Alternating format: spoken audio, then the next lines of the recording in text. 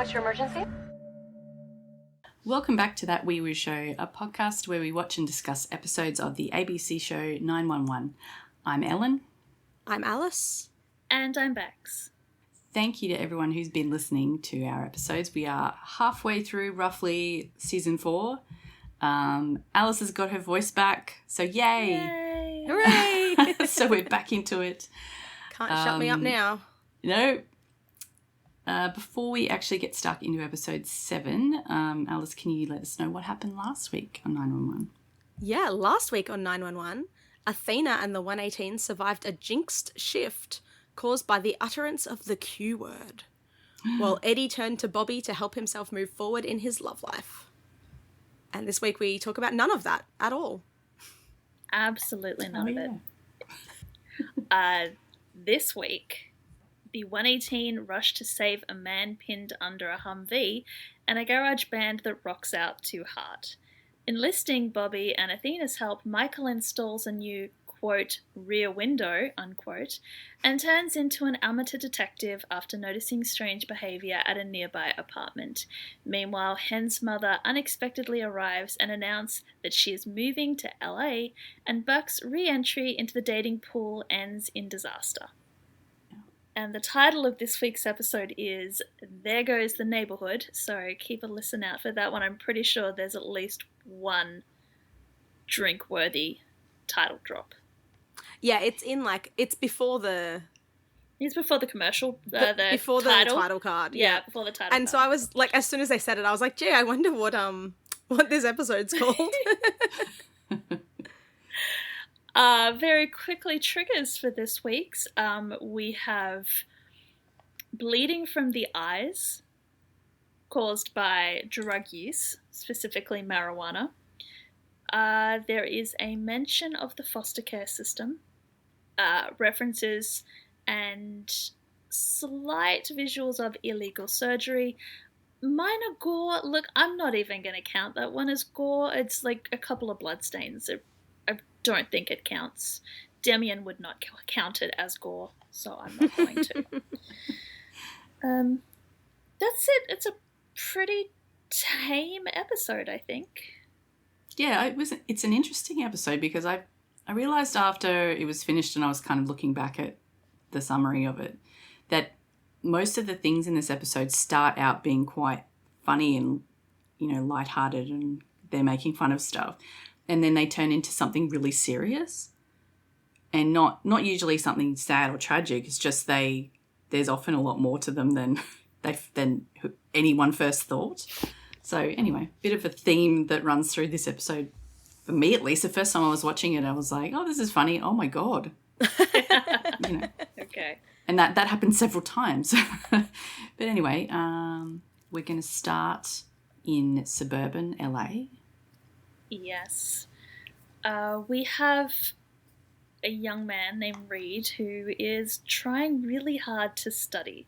And I don't know whether he's doing comparative religion or specifically Bible study, but he's trying to do an online course. It's a Zoom class, and the professor is talking specifically about Matthew 22:39, which says, "Thou shalt love thy neighbor as thyself," except Reed's having trouble concentrating because there is incredibly loud rock music coming from somewhere very close by. I love the misdirect of this scene. Yes. Because you absolutely think it's going to be the next door neighbor. He's clearly had this before, because he just sighs and he slams his laptop shut and he goes straight out the front door and goes directly to the source of the noise. But then instead of yelling at his neighbor, he's yelling at his mum. His mum and her band are playing. I'm going to assume they're all mothers. Yeah, oh yeah, I think that would make sense. So it's like, what else do you do during COVID? The neighborhood mums have got together and formed a rock band. Well, they're called. What are they called? Mother Plague. Mother Plague. Yeah. So Yep. yeah, during COVID, they've all the mothers have got together and formed a rock band. And they're not playing inside the garage with it closed or anything. It's open to the world. Yep. Yeah. I mean, they all look like rock star mums anyway. They've got beautiful hair and like their makeup is on point and whatever. But he rips the cord out of one of the speakers and all of the music grinds to a halt, not just one of the instruments. It's great because normally it's like the mum like yelling at the kid and doing it. And this time it's the kid. It cracked me up. Yeah, she's like, we were in a groove. What's the matter with you? And he's just like, I'm trying to concentrate. Shut up. I'm trying to work. Then it gets worse. He's like sniffing and going, what's that smell? And they're all looking at each other just going, oh. So not only are they rocking out, but they are rocking out and getting high. Yeah. Okay, again, another plague pastime, I'm sure. Yeah. And he's just like, are you guys high right now? And they're all like, no, of course not. I do love that one of the guitarists has got the joint in a little like cigarette holder tucked into the neck of the guitar. Yeah. Like where you would normally stick your pick. That's where she's got the joint. Yeah. So yes, Reed tells them to keep it down, goes back into the house. And of course they don't keep it down. They kick back up into high gear. We hear them sort of screaming rock star style, which then turns into screams of absolute terror.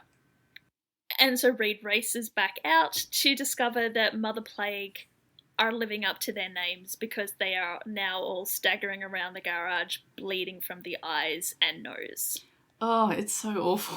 It just looks so gross. I mean, it doesn't really seem to worry them that much, like apart from the screaming beforehand, but they're all just sort of sitting around laughing about it. Well, because they're still fucking high. Yeah. And then the 118 roll up. No, but it's even better because the 118 roll up in full hazmat gear, and Reed looks up and sees this group of people walking towards him in full hazmat gear with his mother sort of lying in his lap, bleeding from her eyes and nose, and he faints out of sheer panic. And they're all like, flirting with them and carrying. Oh yeah, one of them has taken a shine to Eddie. Obsessed with Eddie. Even though see him. Yeah. He's covered in, his face is almost completely covered with a mask and everything.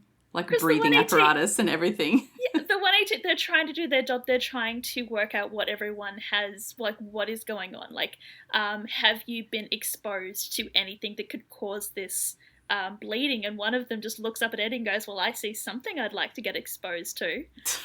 Oh my God. And the kid is like, what are you talking about? He is wearing a spacesuit. Yeah. Which then leads them to realise what is going on. He's like, oh my God, they are still high. And then his mum calls him a narc.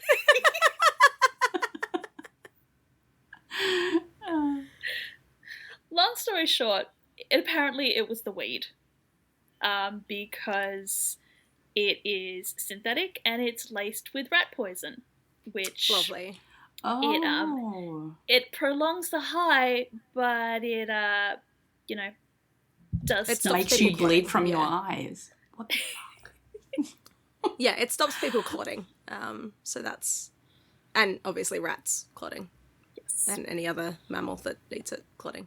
But yeah, so Bobby's like, okay, guys, like, are you the only ones using it? We need to know if you gave some to anyone else.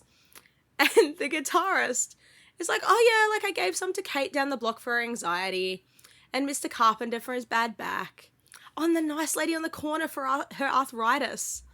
So the whole neighborhood has been given this synthetic weed. So Eddie and Buck are sent off to start door knocking to make sure that nobody else is experiencing any symptoms at the moment. Eddie goes to comply with Bobby's orders and he has to walk past the guitarist who's taken a liking to him, and she just slaps him on the ass as he walks past. I know, poor Eddie. It's because casual sexism is fine if you're really high. Yeah. Yeah. Yeah, sexual assault is funny when you can't actually say what you're assaulting. Apparently so. Anyway, so Buck is the one that utters the words, "There goes the neighbourhood." Yes. Because apparently everyone in the neighbourhood is about to be bleeding from their eyes. Hey. And we go to the title card. It's a very interesting case to start the episode with. But I think also chaotic. completely encapsulated, like nothing has any bearing on the rest of the episode.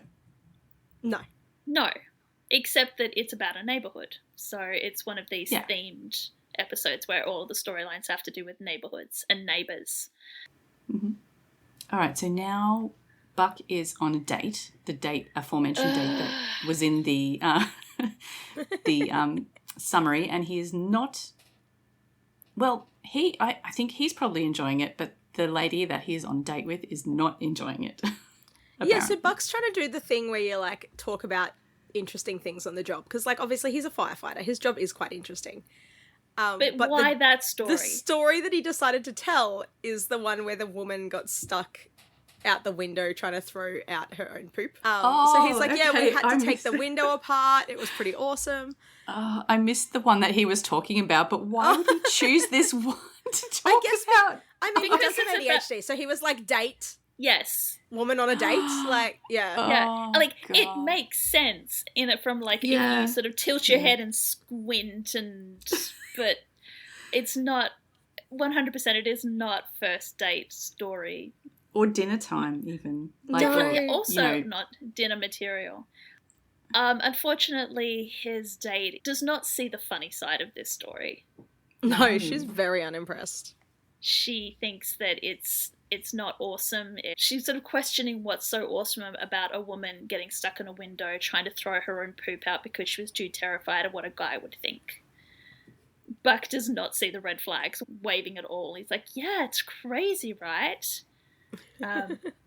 So Veronica is very, very jaded about dating. She seems to have come into this with a massive chip on her shoulder and is just almost, the way it's written, she's almost determined to see the bad in every single thing Buck says. Yeah, I don't know if she just got really high expectations or just like she was so unimpressed by the poo story that she just is now horrified by everything that comes out of his mouth. But yeah, it's reflective of where dating and hookup culture have devolved to. And Buck's just like, okay. Apparently Veronica is new to LA. She has moved. I'm pegging that she's moved from somewhere on the East Coast. I'm guessing she's meant to be sort of a bit of a jaded New York woman. Mm-hmm. Not to disparage anybody who is from New York, but that's just kind of... I was going to say, not to quote, was it Tommy who was saying that about it? Oh, yeah. Yes. No. Not at all. It's just that's the vibe that I'm getting. That she's not laid back and easy going and going with the flow. She's very anti-flow, which is unfortunate because Buck is very go with the flow. Even when he's not doing his Malibu Can impersonation. So Buck welcomes her to dating in LA, raising a glass in her honor, and Veronica stares him down and says, I'm not sure that I want to toast to a woman's total humiliation. Yeah, and Buck's like, that's not what I was toasting. He was toasting her move at an inopportune time. But, apparently they kept on dating, if it's any consolation, and she's like, it's not. It's just like, oh, okay. See, the thing that I want to know, like, I know that this whole thing is written specifically for this interaction, but just using my imagination, what is Buck like on the apps? Over text. Yeah. This woman went, I'll go out with him, and then she gets like this golden retriever ADHD. Well, she probably just looked at the pictures. Buck is 100% like the guy that matches with someone and goes, hey, do you want to go get coffee, like, immediately. Like, he doesn't talk on the apps. What are you talking about? Oh, so you don't think that there was any talking on the apps? No. Interesting.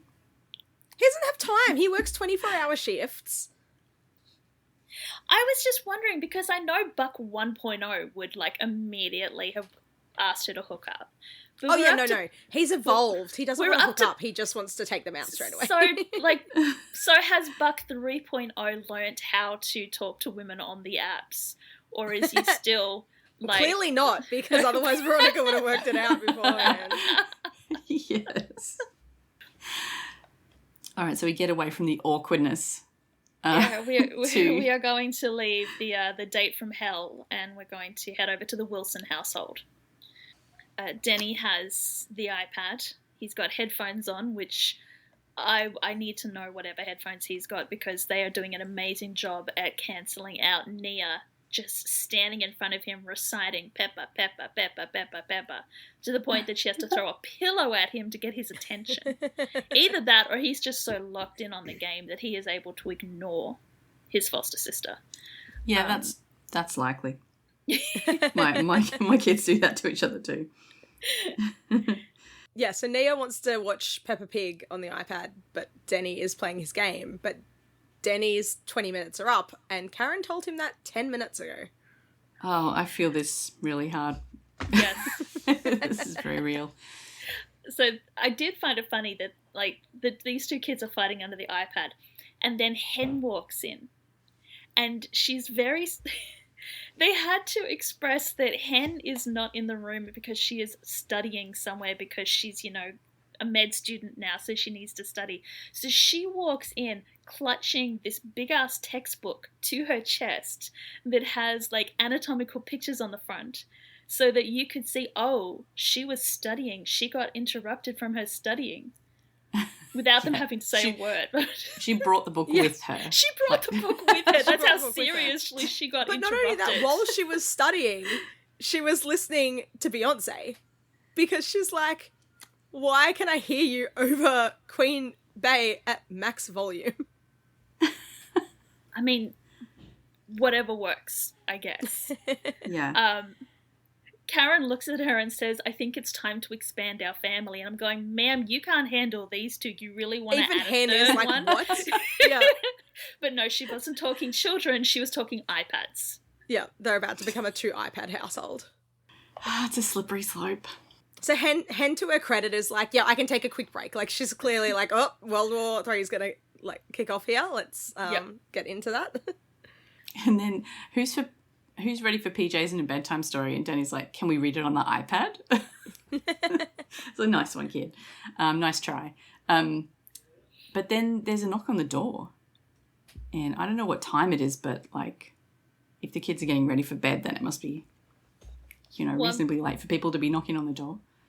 Well, the Nia is still up. So... Yeah, so it can't be, like, 9 o'clock. It can't be that late. But then... Buck and Veronica, like, how early did they go out for, like, the senior citizen special? How early did they go out I'm for assuming dinner? it's like 7 p.m. was my assumption. Okay, that still seems a little How early. But how late do people eat out in LA? I don't know. I don't know. Because, I mean, in Australia, we tend to eat dinner fairly early in world standard, dinner times. Yes. Like in Europe, you don't go out before, like, 9 p.m, right? Yeah, it's crazy when allegedly. people in, like, on TV shows are like, oh yeah, we made an appointment for 8, and I'm like, that's bedtime. I don't leave the house after 8. No, like, what do you mean you made an appointment for that's like time for dessert and bed. Like, what? Yeah. So we'll say early evening.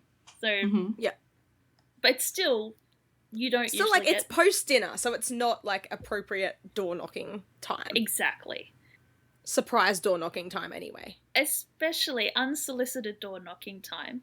And when Hen goes to open the door, it's her mother. Lucky Hen. Yeah. Yay. And her mum goes, here's Mommy. I don't know if that was meant to be like, here's Johnny, but yeah, it was absolutely supposed to be here's Johnny, yeah. It was a weird introduction, but I absolutely love her. She's amazing.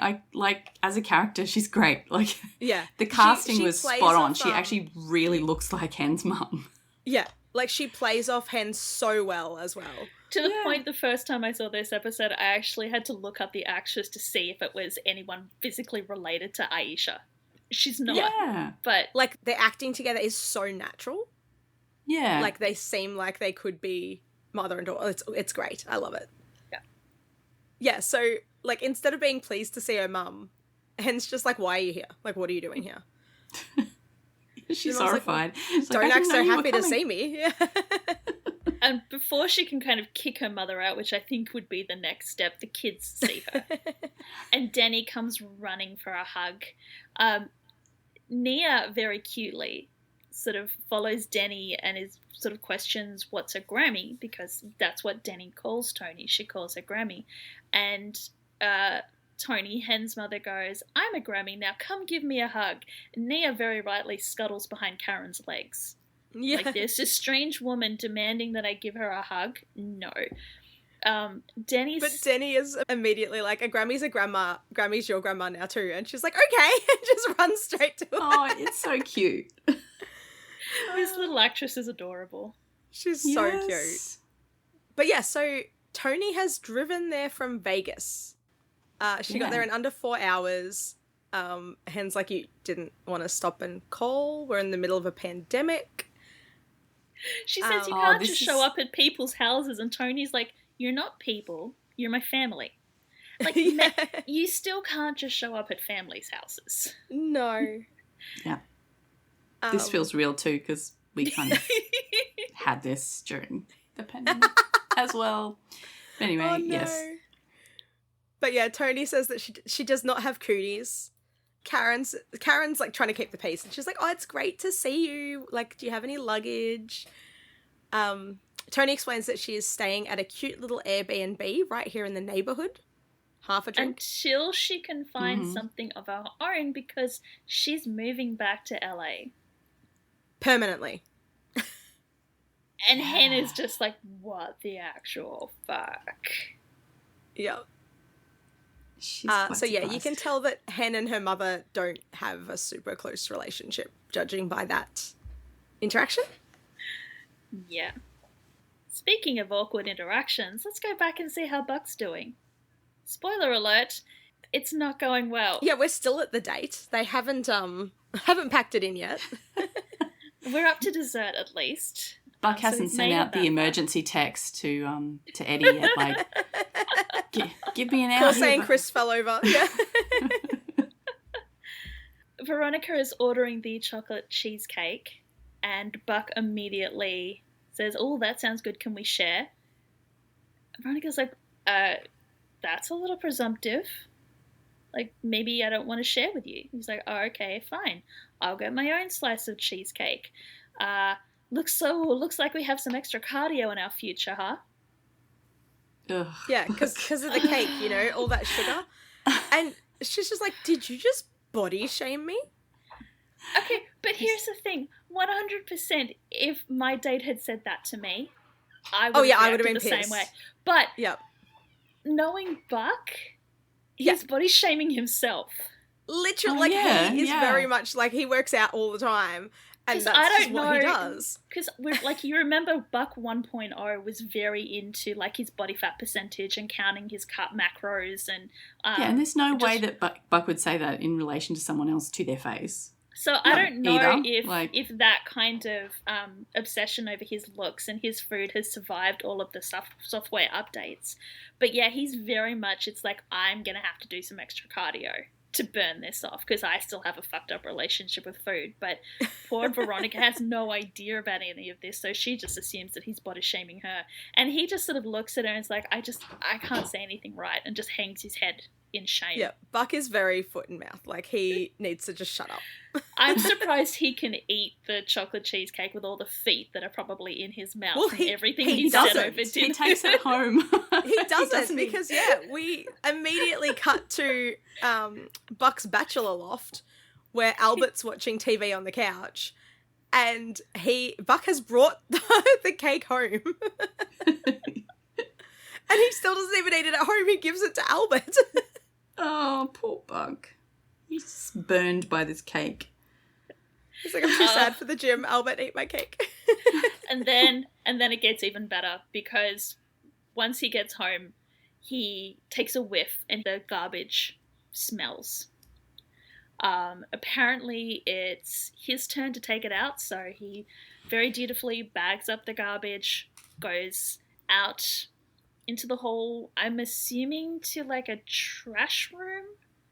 There'd be like a trash chute thing, usually. I've never lived in an apartment building. I have no idea. My brother going did, off what I've seen in movies, so I'm assuming there's a room or a chute. Yep.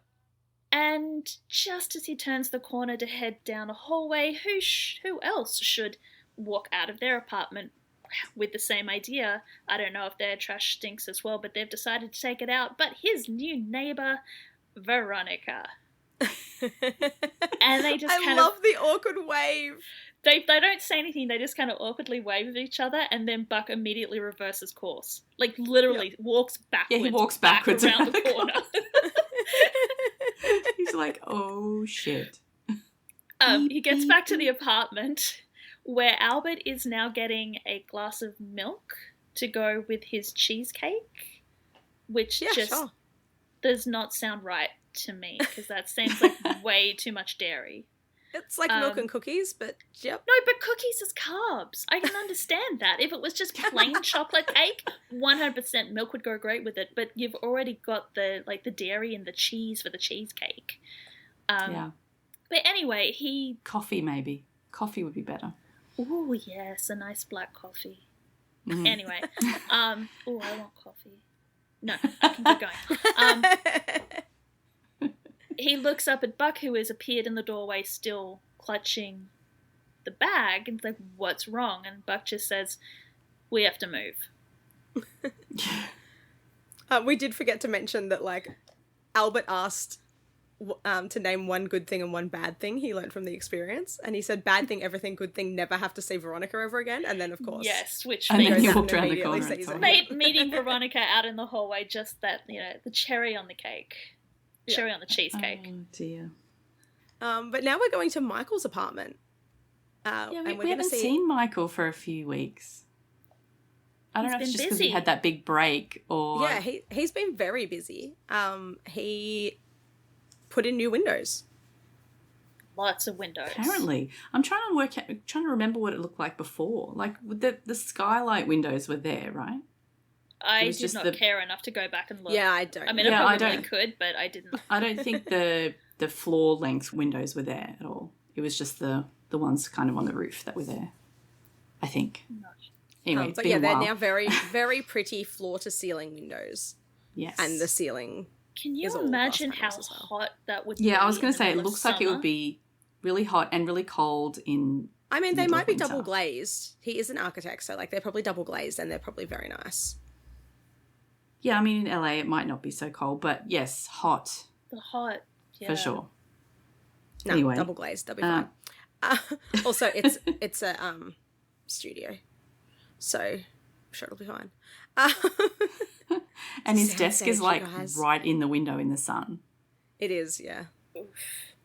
Anyway, decisions aside. Apparently Michael wasn't on the best terms with the homeowners association, so Athena's very surprised that he managed to replace his entire back wall with windows.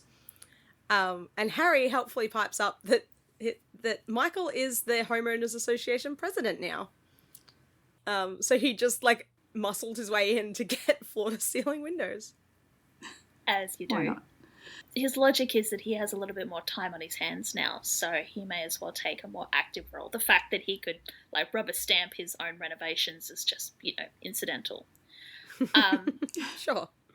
But in admiring the windows, Athena notices a large telescope next to Michael's desk, and when she asks what that is, Harry helpfully informs us that is Michael's other new hobby, which is spying on the neighbours. It's a very shiny new telescope.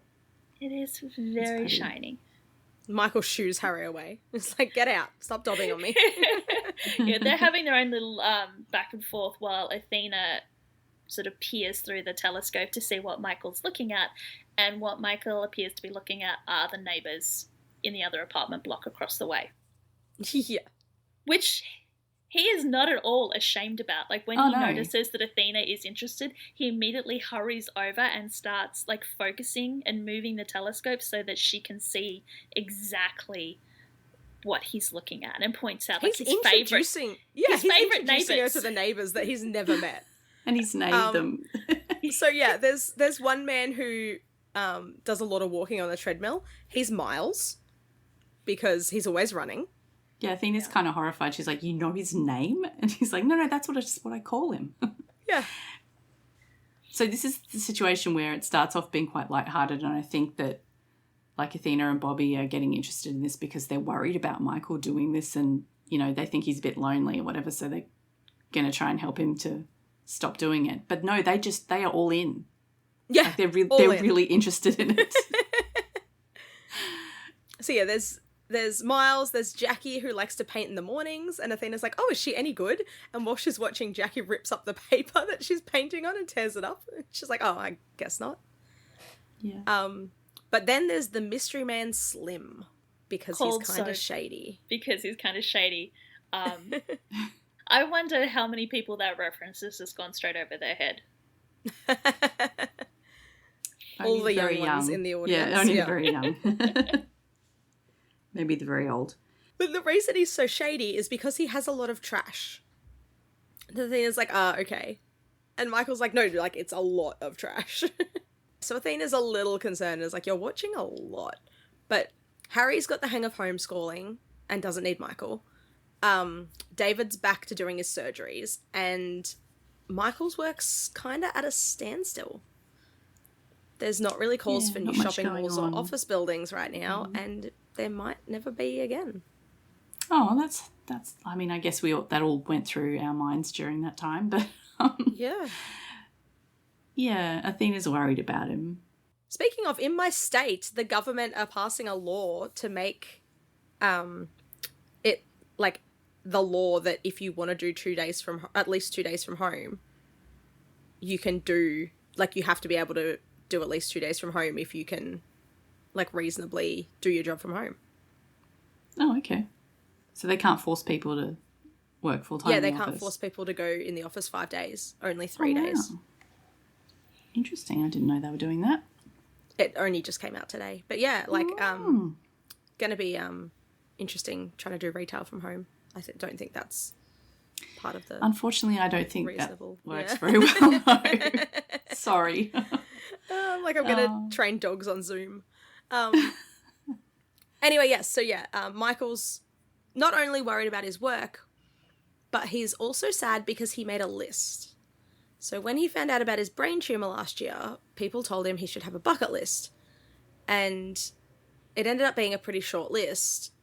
But when he got news that the tumor was shrinking, he created a new list of things that he wanted to do, like places he wanted to see.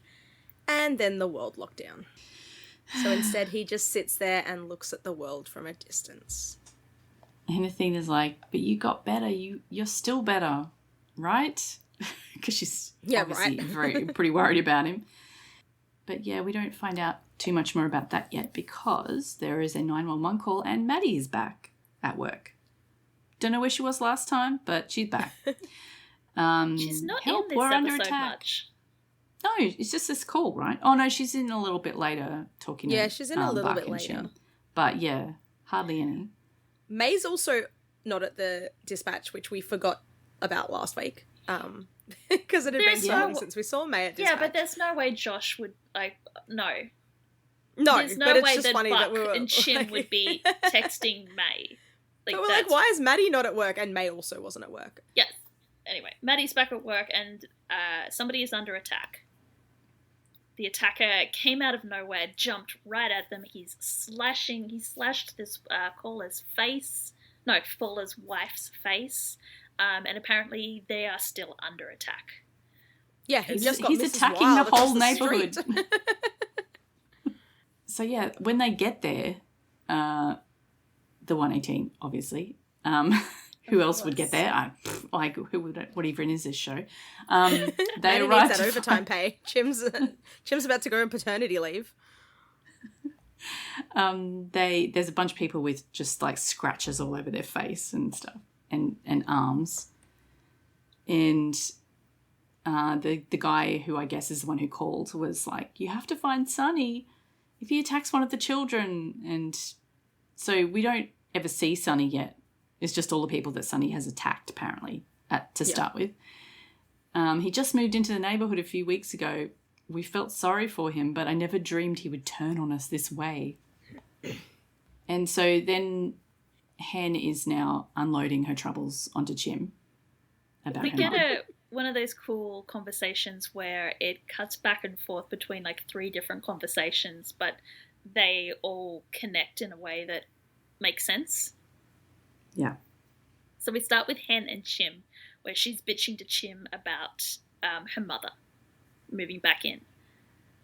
And she's like, she said, came in and she said like, hey neighbor, and Chim's like, that's all she said? That's it. Chim questions whether Tony is moving in with Hen and Karen, and Hen is like, God, no.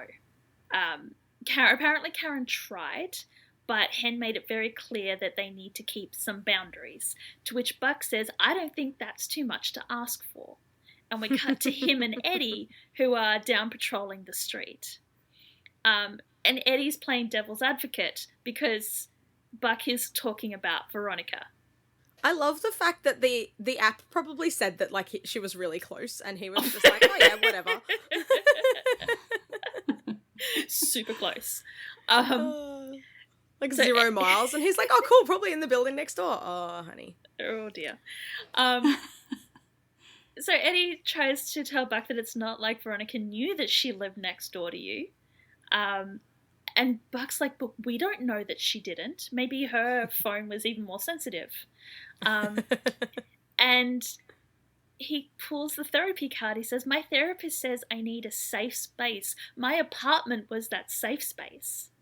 Apparently, Hen's house is also her safe space. This must be the first call of the day, right? Because they're just catching up on all of the drama that's gone before. It makes sense if it is, yeah. So Hen takes over, and what I love about this particular segment, this particular part of the conversation, is that she's still bitching to Chim, but Bobby has come over so that he can catch up on the tea. Yeah. Like, ostensibly he's meant to be supervising, but he's very invested in what Hen is saying. Because she's telling Chim that her mother is like a bulldozer. She just barges in and crushes everyone in her path. And Bobby says that he thought that she and Tony got on great. And like, you talk all the time. And Hen's like, yeah, on the phone when she was 4 hours away.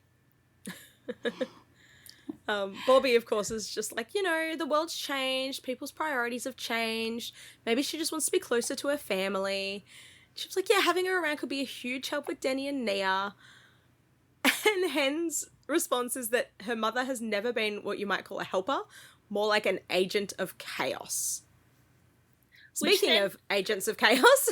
So who's the agent of chaos? Is Veronica the agent of chaos in this instance? Or is Albert the agent of chaos? Oh, in this case, Albert is 100% the agent of chaos. We just don't know it yet. Yeah. Albert is being used as cannon fodder. Like, so Albert had to distract Veronica for 20 minutes. Well, I'm sure he was more than happy to distract her for 20 minutes while Buck got his mail. It sounds also, like how long does it take him to get his mail? I don't know. 20 minutes, apparently. But, did he take the stairs? Then, oh my God. Yeah, he needs to do more cardio, clearly, if it's taking 20 minutes to get up and down the stairs. But yeah, then Hen says something that's very relatable to me. She says that she's never been the daughter that her mum wanted, and that her mum still buys her dresses for Christmas. And she goes, have either of you ever seen me in a dress? And Bobby and Chim just like look at each other like, Meanwhile, the patient... See Bobby thinking about it for a second, like he's flicking through all of his memories of Hen going, have I ever seen her in a dress? And then obviously thinks better of answering. Our poor patient, has not really experienced Henrietta's temper, though.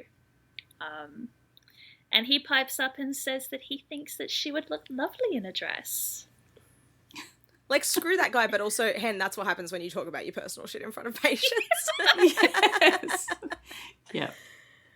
But yes, as someone else who does not wear dresses and whose mum keeps trying to buy them dresses, I feel for Hen a lot. Don't buy people clothes. No, Just please. Don't buy me clothes. Don't buy me clothes that I'm never, ever going to wear. But yeah, back to the Agents of Chaos. Buck does not want to live like this, always looking over his shoulder. And At which point then we they hear stop. bushes rustling. And they look over their shoulder. Eddie's like, I think he's behind us. Sunny And has in emerged. Yeah, in unison, they very slowly turn around. And we the get attacker Sunny. is there. It's a turkey. It is a very large turkey. And Eddie's like, hey, Sonny. And then this like slow motion kind of spaghetti western music starts playing and they have a standoff. It's so silly. Oh, it's And great. Continuing in slow motion while the spaghetti western standoff music is playing, they sort of reach into the duffel bags that they've been carrying to pull their weapons. Except while Eddie has this massive net gun, Buck has reached for the tactical blueberries. Literally, And so it's just his a punnet job- of blueberries, and he's like holding it up like it's a gun, just like a punnet of blueberries. He's brandishing the punnet of blueberries. And he's throwing the blueberries at Sunny. I don't know if he's trying to use them as a weapon against Sunny, or trying to lure the turkey toward him. Yeah, I guess. I think he's I trying to it keep was- the turkey yeah. towards them. Yeah, But the way he's tossing them, it's so funny. Why has Eddie got a net? why Like, wasn't why is he animal doing this? control called? Yeah, why Yeah. was Animal Control not doing this? This is not their I mean- job. It's 100% for the drama and for this amazing scene of the two of them with I this mean, it's standoff. hilarious. But it's Yeah, I'm not mad, but oh my god. animal control should be doing this. Yeah. It's just so silly. I love it. And the irony is that I'm watching this scene going, why the hell isn't animal control doing this? Then immediately we cut to Sunny in the back of the animal control collection van. Yeah. So, So they did animal something, control were there. there. but they just didn't catch him. They needed the Chaos Twins to do it. Also, those net guns are 100% real things. Yeah, oh yeah. I'd never seen them before. All right, so before we end this scene, the man who called 911 was like, "Oh, it seems so harmless. We were feeding him. He was like a neighborhood pet." And Chim and sort Chim, of for some reason, lets says this. he doesn't even know his neighbours. It's he, like, like, the soaks turkey in. wasn't He his just neighbour. soaks in. It's okay.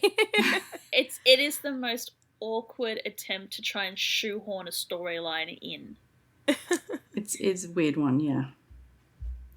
But no, he works out that soon he will know his neighbours because they're going to have a new baby and it's going to make, thin walls, And Yeah, then the man Eddie's- says, never let them get too close. And I'm like, and Hen and Buck both say exactly. And I'm like, what is going on here? Like, this doesn't make any sense at all. None of this dialogue makes any sense. None of this dialogue in this scene makes any sense at all.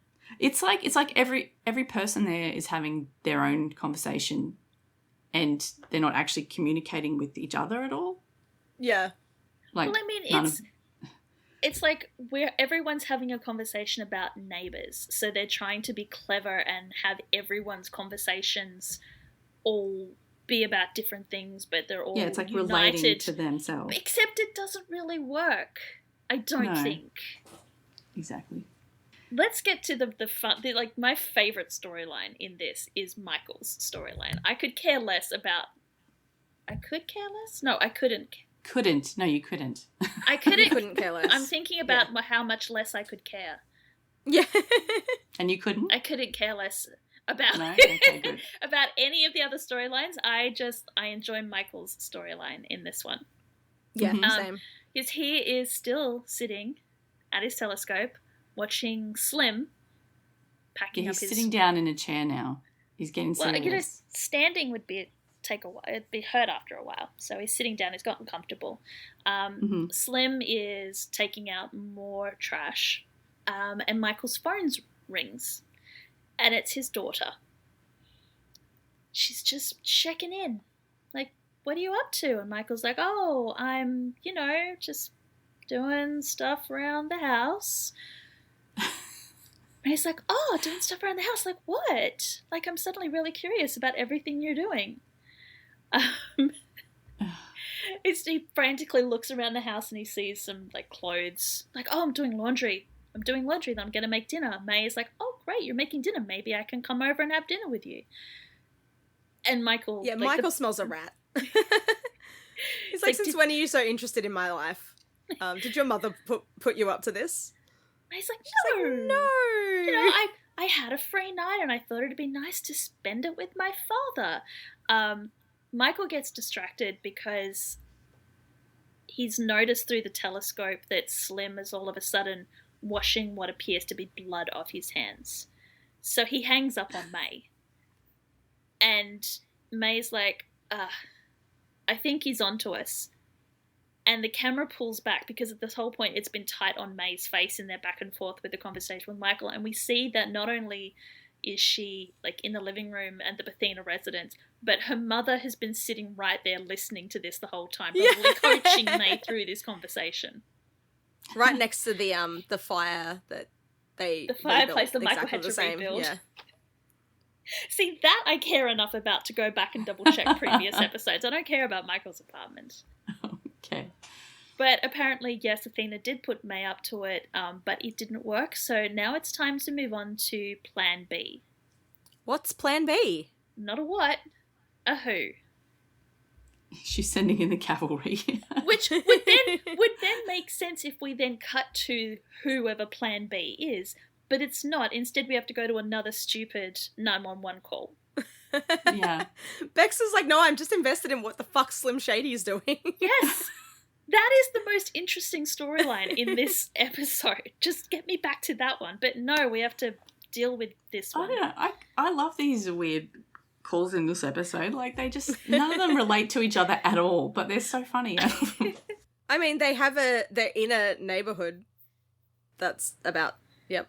So we're back in suburbia where we have Joe and Don, who are neighbours, and Joe is building a massive fucking boat-shaped playset in his front yard. Yeah, it's in a weird disposition. Why would you build it in your front yard? Well, that's where it fits, probably, because it's so big. It literally just reminded me of The Sims, because, like, one, there's a ship-shaped playground in The Sims, and two, when you start running out of room, like on the lot, you just like, my Sims have a ping pong table and a basketball hoop just on their front lawn, because I'm like, there's no room in the house for the ping pong table. They like, their garage is full of exercise equipment, so it's just going on the front lawn. But I'm just like, this guy, one of the neighbor that's building it is like the kids are gonna love it, and I'm looking at him going, you're gonna let your kids go out into your front yard and play on a playset? Yeah, they'll be right. I'm sure there's no kidnappings in LA. Sure. And the other thing is, because it is like right next to the boundary, it overlooks like the next door house, like their outdoor area, like their patio. Everything about this particular call is for the drama, and it makes no sense. But no, anyway, so Joe is building the playset. Don is not happy about it because it is not 3 feet from the property line. I don't know what the 3 feet magic number is, but Don is adamant that it needs to be 3 feet from the property line. Mm-hmm. Yeah, Joe thought there was an exemption. There's not an exemption. They're arguing. Joe says that Don's grandkids can even come over and play when they visit. And Don's like, my grandkids are in college. Like, what? But then while they're arguing, we get the sound of a jet engine roaring overhead. And as they look up, we get a very loud metal clunk. But there's like a huge shadow. Yeah, there is a huge shadow too. There's a shadow, there's a metal clink. Joe starts running away from the shadow. Don tries to run back to his house, which would continue to run under the shadow. Unfortunately for him, he doesn't duck, so he hits his head on like the prow or of the playset. The boat thing, yeah. Which knocks him flat onto his back as the shadow continues to like expand over him, and then all of a sudden there is a Humvee on top of the playset. It just and crashes on top down. of Don. Yeah, I'm immediately on top of it. Nothing about the summary or anything indicated that this was what was going to happen. So I was just looking at it going, a car just fell out of the sky. I do love that it's like the Humvee falls, and then it's like the dust starts to settle, and then this parachute just flutters gently and rests on top. And then we get what I really love this 911 call. Is obviously it's great, yeah. Someone has to call in. It's like, 911, what's your emergency? Yes, ma'am. This is Sergeant Raynard out of Fort Irwin. We've inadvertently misdeployed a joint-like tactical vehicle in a residential area. I'm sorry. We dropped a Humvee out of a plane. Yeah, like, oh, yeah, okay. Yeah. just the attempt to be so, precise and technical about it, and it's just gone completely over the dispatcher's head. Yeah, Eddie did not answer the call, so the dispatcher's just like, what the fuck are you talking about? Like, I don't understand your funny military speak. Speak English. So, of course, it's the 118. Of course. Well, they have Eddie, because then we get, like, Exposition Buck going, wow, how did this even happen? And then Eddie, because he's in the military, can explain how it happened, which is it was an airdrop. An airdrop, yeah. But before that, Chimney gives the excellent line, I kind of expected the first flying car to be a little smaller. It's like, oh, thanks, Dad. Thanks, Jim. Yeah. He's practicing his dad jokes it's again. Fine. Yeah. Yeah. Anyway, to be fair, I don't think that the Humvee was doing a lot of flying. It was mostly just falling. So falling with style, parachute. like Buzz Lightyear. Yeah. It's almost flying. We're just aging ourselves in this episode. Oh my god. But yeah, so it was an airdrop, which is how the military gets supplies, aids, and everything else, including Humvees, to remote areas. Except this time they dropped a little too soon. And Buck's like, yeah, I guess they need more training. But they need to get the Humvee off the playset and off Don, because his leg is trapped under the playset, which is on top of stuff. He's completely stuck, and he's not doing well. The leg's at like an almost 90-degree angle too. Like, it's bad. Yeah, it's not good. He can't wiggle his toes when Chim asks him to wiggle his toes. There's no way for them to lift anything because it's far too heavy. But then Eddie has the brilliant idea to use the parachute. So then we get the Beach Boys playing with the Sleep Zombie, as they, and it's all about like hoist up the mainsails, as they use the ladder to hoist up the parachute, which then hoists up the Humvee just enough for them to pull the man out from underneath. Yeah, but only for a moment. Geez, they cut it fine with this.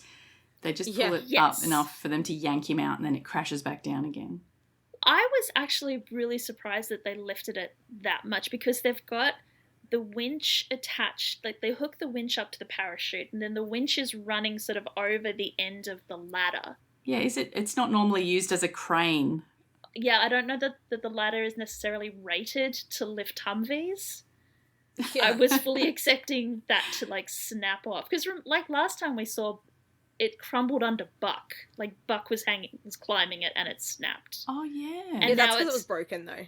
It's fixed now. It's fine. Fixed now. It's they've got reinforced with like steel better chewing gum, the more expensive chewing gum. They reinforced it for the 6-foot brick shit house that is Evan Buckley and Humvees apparently. But yeah, so they manage to yank Don out before the Humvee like crashes back down, and as they're like wheeling Don to the ambulance on the gurney, Don's like, oh, I can't believe it. I think the playground saved my life. And it's like, no, because if it wasn't for the playground, you wouldn't have been over there. Yeah, and you'd hit your head on the playground. The great thing is that Joe goes, I told you it was going to be great. I'm like, wow, you're so happy. You're very upbeat about this whole thing, dude. Yeah. And yeah, he's like, we'll rebuild. And Don's like, anchor it 3 feet away from the property line. Or maybe put it in the backyard, where play sets should go. Look, now we've repeated all of it. It is ridiculous. It's absolutely ridiculous. Oh, it's so dumb. The whole thing is stupid, watch, yeah. but I laughed so hard. It made me laugh a lot. So I will own that. So the 911 wiki page makes a claim that this particular storyline was based on a real life event of a Humvee being dropped out of an airplane. Mm. So I went back and I actually looked at that article to figure out what was the real life event that inspired this storyline. I think the 911 wiki is stretching it a little bit because in this episode we see the Humvee gets misdeployed, but it's still in its parachute, right? Because we see the parachute come fluttering down. Mm. So the story that they're talking about is a 2016 US Army training exercise where, like Eddie said, they were training to deploy supplies, including Humvees. So the plane flies over, they time it perfectly so they can push everything out and it lands within their specific target. The military is not explaining exactly what happened, but they're pretty sure that it was intentional, that several of the Humvees came loose from their parachute harnesses and just got yeeted out of the plane and went plummeting down and crashed to Earth, completely writing them off. They didn't hit anybody, or? Oh, no, it was a training exercise. They were out in the middle of a field. There were there were no casualties, no damage except to the Humvee. It was just kind of there's videos of it because people were watching because, it's kind of cool to watch these cars come floating down, except this one just on the ground. And the military are like, there is no possible way that this could have been accidental. This had to have been intentional so that somebody got in trouble. Don't really know how that links up to this episode because, this Humvee had a parachute. But that's what the wiki said. All right, so we'll go back to the Madney apartment where Buck is over. Apparently he showed up unannounced, which, I mean, okay. I think that's the theme for this episode. It's just unannounced. Unannounced visitors, yeah. Unannounced family members. But they've decided to create gift baskets for their neighbours because they're about to go and meet their neighbours, apparently, with a screaming baby. But yeah, so Buck is helping them because he showed up unannounced, because he's too afraid to go home. Albert was supposed to let him know when the coast is clear, but he hasn't, and now he's not answering Buck's texts. Maddie says just stop hiding and talk to her like a grown-up. And yeah, so the baskets that they're making for their neighbours have sleep mask, earplugs, some time-release melatonin, and if all else fails, booze. Everything you need to get a good night's rest when you're next door to a crying baby. To start with, I thought that that Chim was kind of getting everything ready for when the baby arrives for them. So did I was like, this is how we're going to get a good night's sleep. Time-release melatonin and booze. Yeah, I'm like, I don't think that's safe around a newborn. No, probably not. But no, it's for their neighbours. It's not for them. So it's okay. And Maddie's like, are you sure this isn't a little excessive? We're not launching a campaign of shock and awe here. We're just having a baby. But Chim reckons it'll work. Yeah, and if nothing else, they'll get to know their neighbours. And Buck's like, careful what you wish for. Only if your neighbour is like someone you dated once that hated you. All right, we've gone back to catch up with what Tony is up to. Apparently Athena has come over for dinner. Yeah, Athena's come to save Hen from her mother, clearly. But they are having a lovely time. Yeah, it doesn't look like Athena's doing much saving. She seems to be quite enjoying Tony's stories about being a blackjack dealer in Vegas and Tony's cooking. She says that she was Fast Hands Tony, best blackjack dealer on the strip. And Hen can't believe she gave it all up. But Tony says that times change and things are different now. Athena says that if Tony's looking for a new career, maybe she should suggest the culinary arts. So apparently Tony cooked for them. And Karen's like, yeah, you should move in here and just cook for us all the time. Jesus, Karen. Yeah. I don't think she's got the message. I wondered if this scene was supposed to go before the one with Hen and Chim talking. Oh, yeah, that might make a bit more sense, yeah. Like, Karen tried to get her to move in.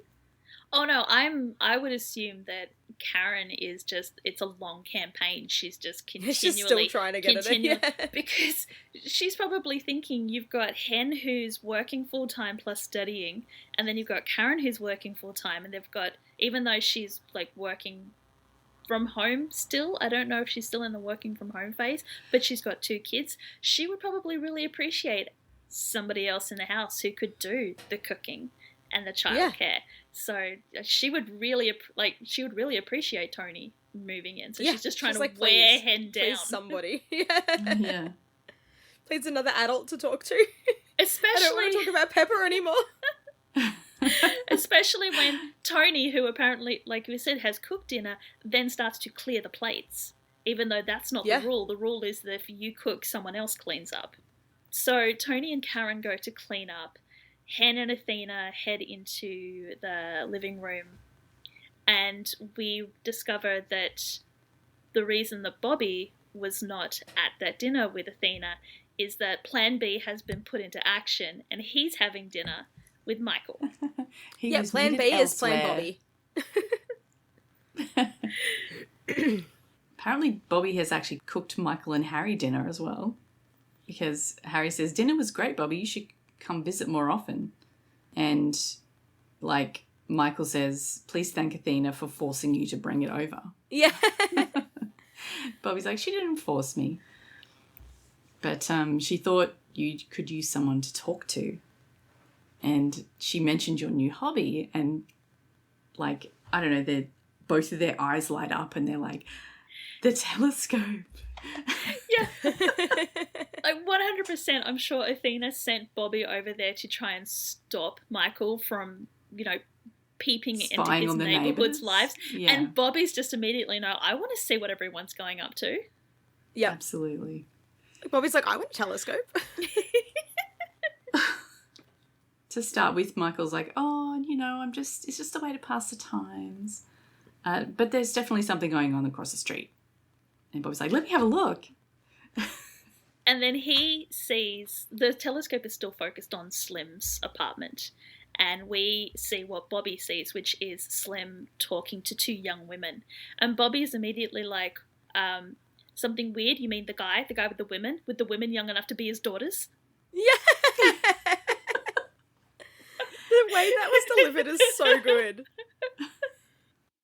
Oh, then to add sort of insult to injury, these women who are young enough to be his daughters then give Slim a thick wad of cash, which he stands there and counts. And Bobby's like, I think she just gave him money. Yeah, like he definitely just gave him money. And Bobby's in. He's hooked. He wants to know everything that's going on. He's immediately starting to come up with theories as to what's going on with Slim. But all of his theories don't justify all the trash. Bobby's like, wait, trash? What about the trash? Tell me about the trash. Oh, this is so funny. And this is the point where I was like, okay, this has got to be just some misunderstanding, right? Where he's seeing something, but it's not what it looks like. And then as it escalates, I'm like, okay, this is kind of exactly what it looks like. But anyway, we can't see that yet because we've got to go back to the because we've got to throw. Seriously, I would have taken 45 minutes of just Michael and Bobby and the telescope. Because they're absolute chaos. Yeah. Absolute chaos. But no, we have to go back to the Wilsons. Yeah, basically Hen and Athena have a chat about, like, Hen's mum squirting whipped cream into the kids' mouths like they were baby birds. I'm like, I know someone who does that. It's not me, but yes. It's not as weird as it sounds. I've 100% done that to Baz. Yeah. I've done it to myself, but yeah. Yeah. Actually, I think I've done it to the dogs as well. Yeah. But no, Hen does allow that it has been nice. But don't tell anyone I said that. which just makes the next scene even more heartbreaking. So she's finally admitted that she has actually enjoyed having her mother in town. So she goes to the kitchen because Karen said she was making coffee, and, you know, coffee is apparently taking a while. And she sort of stops in the doorway so she can listen to Tony and Karen talk, because Karen is singing Hen's praises. And who doesn't Karen, the best wife ever. Yeah. Who doesn't want to just, you know, eavesdrop on your wife, just say, telling someone how cool you are and how cool they think you are. Right, it's so cute. But Tony's not quite on board with this whole, like, doctor thing. And she's asking Karen if she is okay with Hen going back to medical school. You know, you guys have a good, stable life. Don't you worry that Hen going back to school might be a mistake? And Karen's like, why would I? And Tony says, well, isn't Henrietta a little old? And Hen is just like, no, fuck this. Goes back to the living room. Yep. Yeah. But she does hear Karen's saying, like, no, I don't think so. We hear Karen say that. I don't know Karen if stands Hen up heard for it. her. Oh, Karen 100% stands up for her. And she's like, no, I don't think Hen's a little old. You know, the program's accelerated, so she's not going to be in med school as long as, you know, the young whippersnappers are going to be. But Hen instead returns to the living room, where Athena notes that she looks like she just got run over. Yep. And Hen says, buy a bulldozer. Which bulldozed us straight into a commercial. And when we come back, we're back in Michael's apartment. Yay! Where David has just finished his shift. Poor David.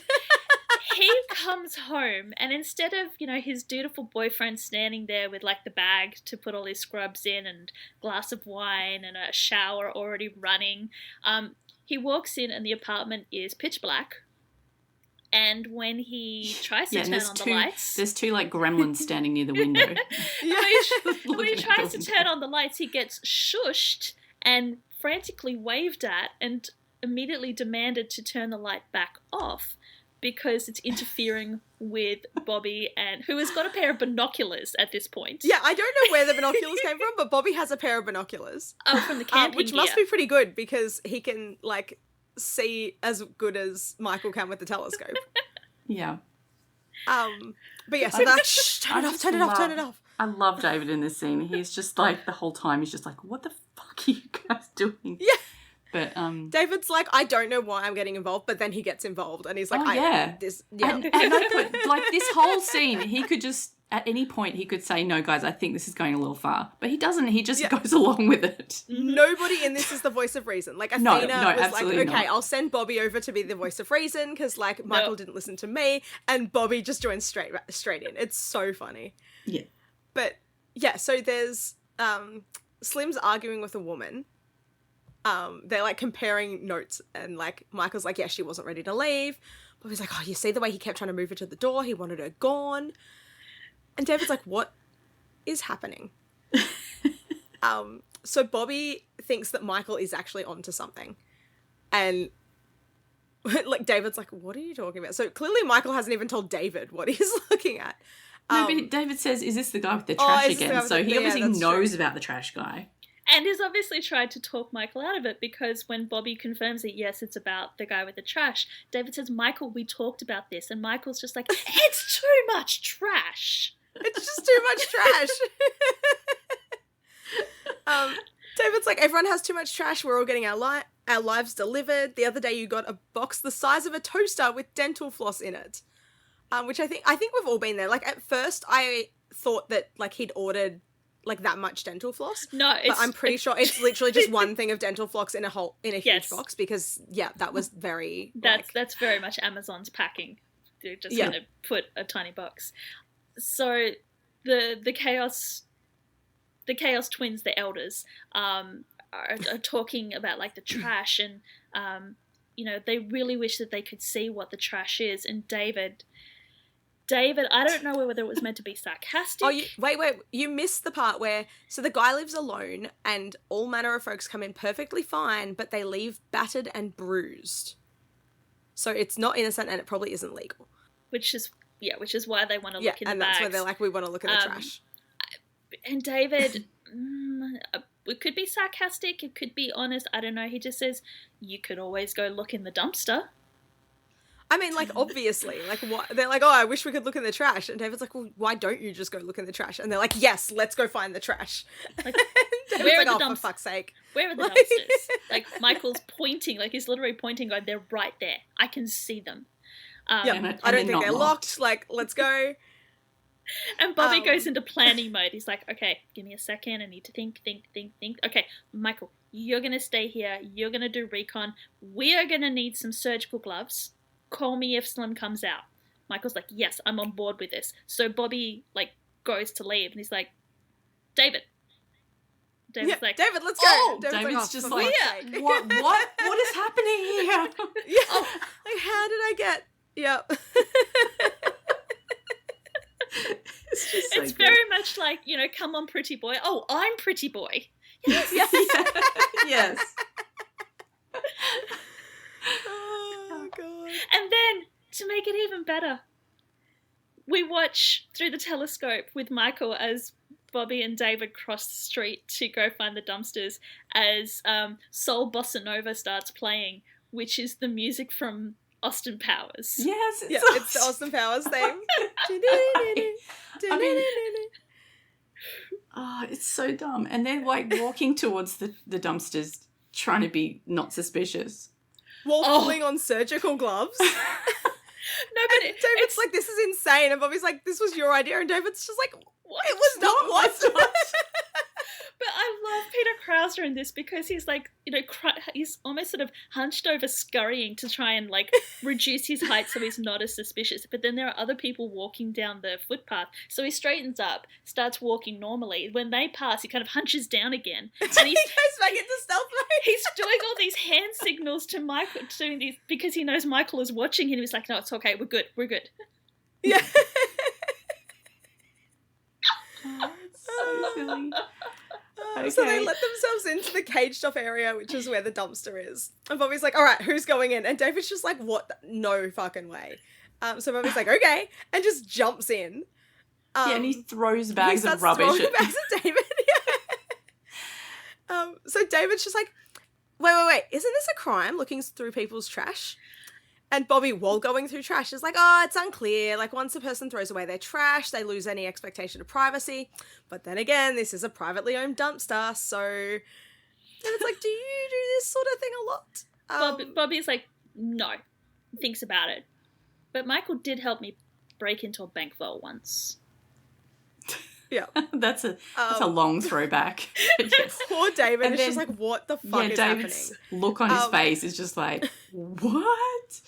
But yeah. Back up in the apartment, Slim's grabbed another garbage bag. Yeah. So Michael notices and he's like, oh, no. He tries to call Bobby, but Bobby's not answering. No, because Bobby's phone is on full volume and it starts ringing. And he is an old man. He doesn't know how to set his phone to vibrate. And so he pulls it out, and in trying to either silence the ring or answer the call, he fumbles it and drops it into the dumpster. So then he calls David. Which is a great moment. Except David has left his phone in the apartment, except his phone is like right on like Michael's desk, right under the telescope. Yeah. When did he put his phone there? Like it was on It's fine for the drama. It's fine. I thought it was on the dining table. I thought it was on the table, like behind. Yeah. Regardless. And like David was just like pulled out of the house so quickly that he didn't grab his phone. But when did he put it down? He didn't get a chance to. He walked in, he turned the lights on. Those two yelled at him, so he turned the lights back off. He then got sucked into their plan and then immediately dragged back out. He was probably emptying his pockets so he could go have a shower. Yeah, he walked past the table at some point, so he must have put it down. No, I don't buy it. It's for the drama. Hang on, I need to go check. Go check if he put this phone down and we just missed it. No, we don't need to show us. It doesn't matter. It's there. It got there somehow. It's for But the anyway. drama, David left his phone behind, so Michael has no way of contacting them to let them know that their life is in imminent danger because Slim is heading down to the dumpsters to toss out yet another suspicious bag of trash. But thankfully, Bobby does find his phone in the trash and calls Michael back. David thinks they've found what they're looking for. So that's cool, I guess. Because Surgical supplies. he's opened up one of the bags that Bobby yeeted at him and discovered that it's full of like bloody gauze and other used surgical supplies. Yeah. So I think their search was done anyway, but then Michael lets them know that that Slim is coming downstairs and they have to go. Although for some reason, when they get back to Michael's apartment, Michael's not there. Because Michael has gone over to Slim's apartment. So somehow between Bobby and David getting back upstairs, Michael has gone downstairs and then up into the Across neighbouring the road. building. And neither And got inside. And neither Bobby and David nor Slim, none of them Saw crossed him. paths at all. Yeah. Yeah. The drama, he flew through the air between the buildings. I don't know. Exactly. Somehow, He got one of those like guns that have the line with the claw at the end of it, and like Batman has, and he's shot it across, and then he ziplined across. Yeah. But even I don't understand what Michael was going to do in his apartment, because I could understand if it's like if Slim was coming down and he rushes over to like stop Slim and distract him, like Albert distracts Veronica, so Buck could, very, very carefully take each step one at a time, so it takes him 20 minutes to get down and get up. That I can understand, but instead, Bobby and David are watching as Michael is skulking around Slim's apartment. Yeah. And I have to say that the tension in this scene was brilliant, because here we are like laughing at the other Chaos twins doing their thing downstairs, and thinking that, Slim's going to come down and catch him. And then all of a sudden Michael's in the apartment, and I'm just sitting there going, oh my God, what is he doing? What is going through his mind here? Which is exactly Harry's question, because for some reason, when David and Bobby got back to the apartment and they sort of burst in, they're like, Michael, it has summoned Harry back to the living room. And he's like, what is going on? Yeah, they've woken him up, I think, because he looks very tired. But it can't He's supposed to be doing his homework. It can't have been woken up because we saw Bobby's phone when he fished it out of the dumpster and it was like 7:52. Like, what is Harry doing asleep at 7:52? I don't know, I've fallen asleep at weird times, okay? Anyway, Michael is in Slim's apartment, and he's having a good look around, and he sees on the sink, he can finally see the sink up close because he doesn't get quite the same angle when he's across the way through the telescope. And there is, for some reason, next to the sink in the living room, there is a nice spread out towel with an array of surgical tools sitting on it. Yeah. I don't know why they're in the kitchen. They're in the kitchen so Michael can see them, is the answer to that. He was clearly going to wash them in the dish. Who knows? But shouldn't he have an autoclave somewhere? If he's as like a fancy doctor as he claims as he is. No, he's doing it really badly, so. Anyway, so Michael sees the surgical tools, he sees like the bloody sponges in the sink, and he's decided he's got enough evidence and tries to leave. Just as he's about to leave, he hears a clattering of what sounds like metal falling onto metal, and there is a door near the front door that is closed, so he decides to open it. And he opens it up to find a procedure room, pretty much. There's all these like trolleys, medical equipment. There's even that little thing next to the door that you put like your charts in a hospital. Oh.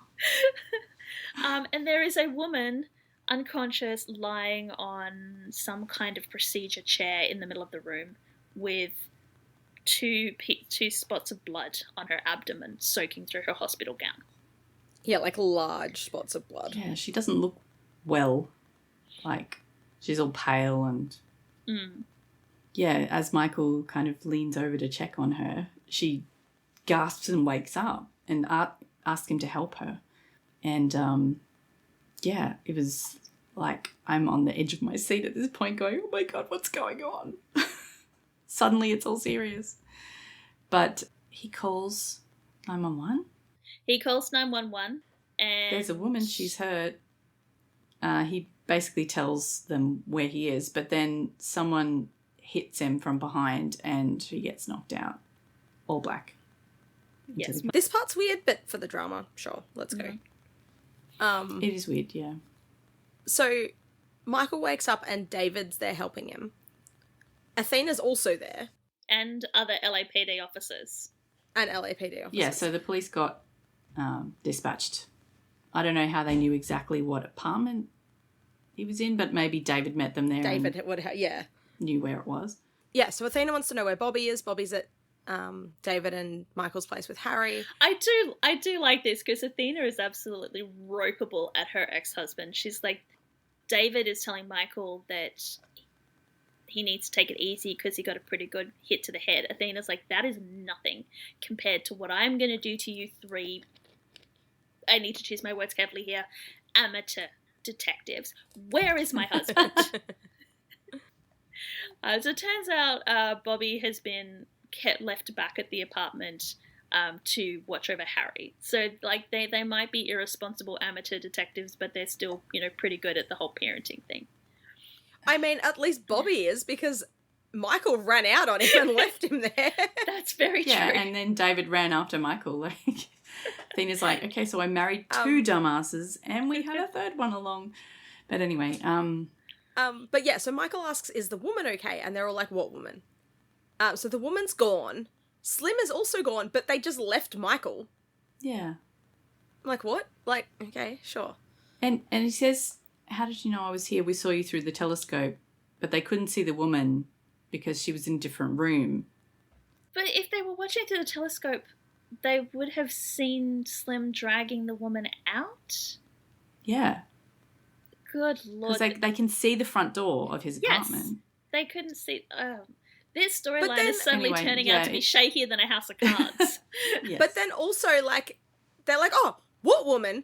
But Athena's like, oh yeah, they're checking all the cameras out on the street. Like, what? So Athena knows about the woman. David doesn't know about the woman. Well, no, because Athena would know because of the 911 call, because Michael said there was a woman. David... didn't fill David in. Yeah. Apparently not. It kind of felt like when Athena was asking the questions, and I was wondering if she thought that suddenly Michael had like a relapse of his tumour or something. She's like, what are you talking about, a woman? That's weird. And you took a pretty good hit to the head, like... But yeah, so David's like, we should get you to the hospital and get some scans done. And Michael's like, no, I've got to get home. Harry's probably terrified. Harry is not terrified. We cut to Michael's apartment and Harry immediately just goes, that was so cool. But Michael has a concussion, basically. He's got to stay awake. Which apparently is not protocol for concussions anymore. Oh, there you go. Oh. Anyway. So yes, Athena is keeping them up to date, or keeping Bobby up to date on the developments in the case. Yeah, so they've checked all the cameras. There's no sign of the woman, but Slim left the building with a bag. Poor Harry. It's like, you don't think the woman was in the bag, do you? And Michael's like, Harry. But then... and then looks at Bobby. Goes, you don't, do you? And Bobby's response is, Athena said it was a pretty small bag, which means that Bobby had the exact same thought. Yep. Yeah. Like, I can imagine Athena texting just like, he just, like, all he did was leave with a bag. And Bobby's like, gone. Was she in the bag? Question mark, question mark, question mark, question mark, question mark, question mark. Sign off, Bobby Nash. Yeah. I love in all of like the text fics that I've ever read, or fanfics that involve texting, Bobby always signs off his text. Always. Does he? Yeah, it's just like convention now that if you're writing Bobby in a fic, he signs his texts every single time. It's hilarious. I love it. Does he do that in the show? No, I don't think we see him text in the show. I think it's just that funny thing that he's just like, oh my god, he's so old that he thinks It's text just a Fanon is thing. like a letter. Yeah. So yeah, it's Fanon. It's Fanon that Bobby signs his text, like with his full name, funny. Bobby Nash. Yes, exactly. Alice has just put it in the group chat. But all this talk about a bag has triggered a memory from Michael, and he's thinking about the procedure room that he saw, the woman that he saw on the chair, on the procedure chair. He saw that next to the door there was like a little bench or a seat or something where she had all of her clothes neatly folded and her keys sitting on top, and there was no handbag. And he's thinking back to all of the young women that he's seen coming in and out of that of Slim's apartment, and none of them appear to have handbags either. And he realizes that that's weird. Yeah, David's just like, not all women carry handbags. Michael's like, yeah, but she didn't have anything. No, not a wallet. Not a wallet or a phone, just a keychain. But no one saw her leave the building because she lives in the building. Yes. Bum, bum, bum. Bobby immediately pulls out his phone, speed dials Athena. Spring back into action. I don't know why you wouldn't bring a phone just because you live in the building, but I guess David just did the same thing, So the LAPD return to the building for a very, very aggressive door knock campaign where they're literally banging on every single door and demanding to see every single resident. Yeah, does a woman live here? Does a woman live here? Does a woman live here? Yeah, well, Athena gets... I don't know how she knew that she was at the right door. Well, see, that There's was my no question. answer. It's like she I'm bangs... like, I don't think that this works.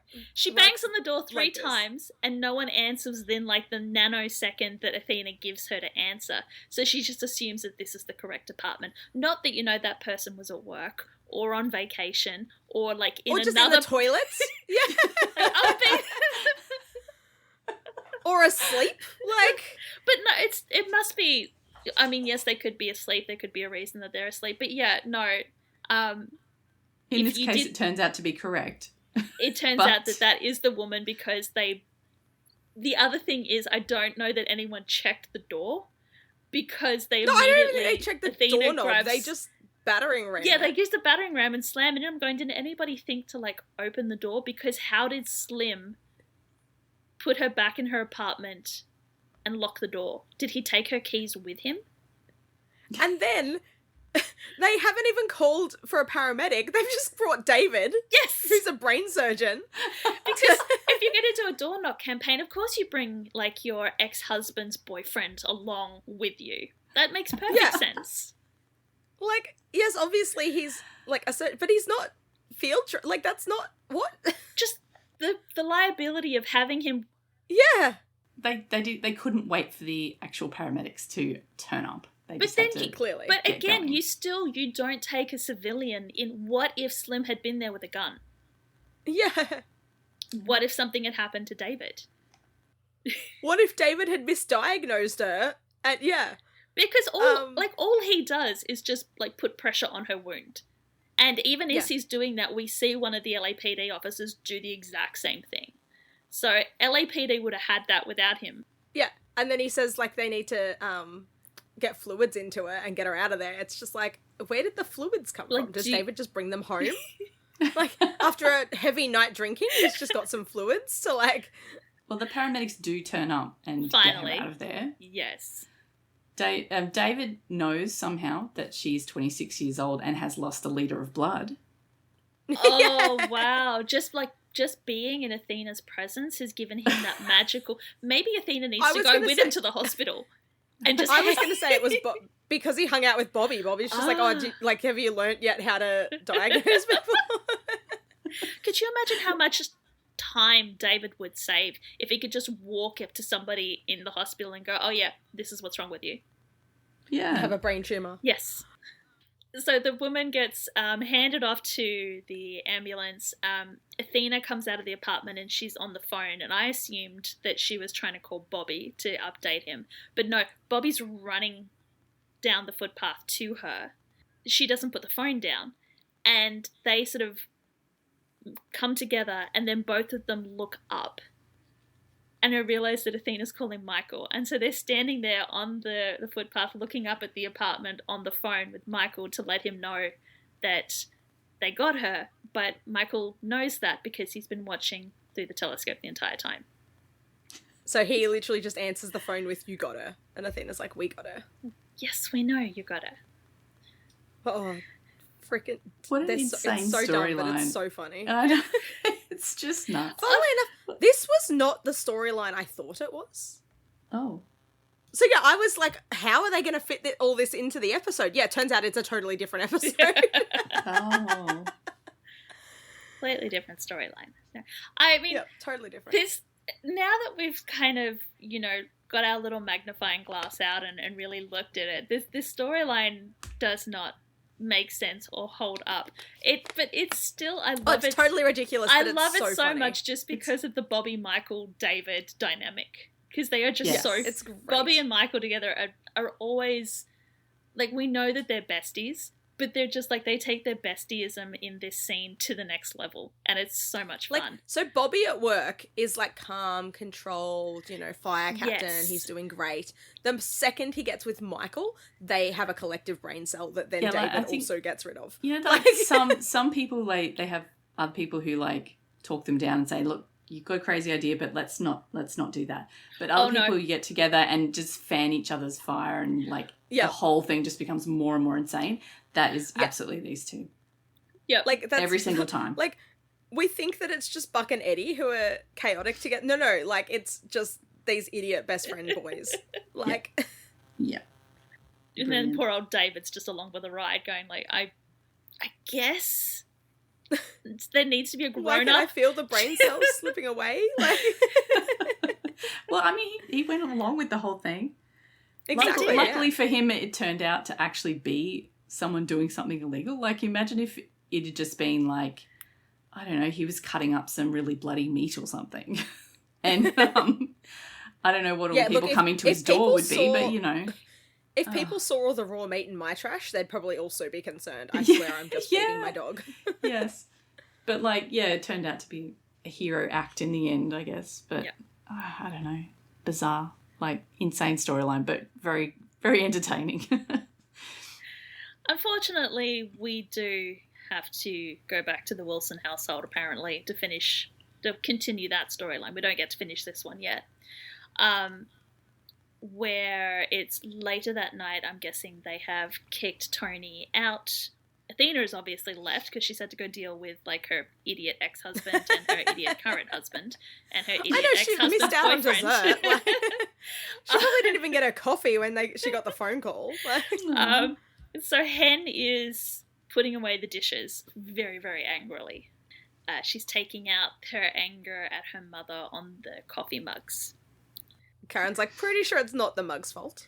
Yeah. But she basically lets Karen know that she overheard her conversation with Tony about Hen being a little old for medical school, and we get the little bit of insight that this is not the first time that Tony has questioned something about Hen's life. Yeah, so apparently it seems like she wasn't super keen on Hen and Karen getting married. Doesn't sound like she was super keen about anything in Hen's life. Yeah, also wasn't keen on Hen becoming a firefighter. Yes. Yeah. But yeah, so Karen is while Hen wants her to just head back to Nevada soon, Karen's like, I think there's something that she's not telling us. Have you asked her why she's here? But yeah, Hen's just like, I don't fucking care why she's here. Yeah, don't care. I just don't want her here anymore. And yeah, so Karen is like, she's just worried you're taking on too much responsibility. Hen says that the woman doesn't even know the meaning of the word. And Karen goes, well, with your dad gone, she probably just felt like she had a lot to make up for. And Hen goes, yeah, that's what I thought this was. Her moving back these past few days, I really, really felt like we were fixing what was broken between us. And now it just feels like another scar. Which is all, it's all very touching, and it's sort of moving that storyline forward. I did not care. I just want to go back to the Michael storyline. I want to resolve that storyline. We do. Yeah. We get exposition Sergeant Athena, who is Yeah. going she's to got to explain. we have to what explain happened. everything. So apparently Slim is Dr. James Lindorf, who is a de-licensed doctor from Miami, who moved from Miami to Los Angeles after he lost his license and started running an underground clinic out of his apartment. Just little things to start with, Botox, filler. But then he started to think bigger. He got greedy. He got sloppy. Because I'm pretty sure that woman that they rescued, that was some kind of Nip tuck, you may say. I don't know what it was. Like she had holes had in her stomach. I had the word. It's like a gastric bypass. That's the word. Oh, really? Well, my extensive training through Grey's Anatomy, I'm just thinking there was an episode of Grey's Anatomy where there was a young woman who had an illegal gastric bypass in Mexico because her stepmother was an absolute evil bitch, and the reason that Meredith worked out that that's what it was because she had two scars, one high up on her abdomen and one low down on her abdomen, which is kind of where the blood stains were on this woman. The reason I mentioned Nip Tuck is because that's another Ryan Murphy Murphy, and it's Miami, and so that's that's probably what they were referencing here. Probably. Also, Misha Collins is on it. In a role we will never forget. Yes. I still love the fact that he had to stop doing that because it was actually a really bad back thing. I don't think he was supposed to do it in the first place, but he just... No! He was like, I'm just really flexible. And then he saw it a doctor or something, and the doctor was just like, if you keep doing that, you can actually paralyze yourself. And they were like, oh, oops. I mean, no wonder the man's got hip replacements and knee replacements and all this sort of stuff. If there's anybody who is listening who has not come from the supernatural world and has no idea what we're talking about, search up Nip. It's Nip /Tuck and Misha Collins and have a read of that episode synopsis to find out what exactly we're talking about. Just watch the scene. It's everywhere. 100% on YouTube. Yep, definitely. Just go have a look at that.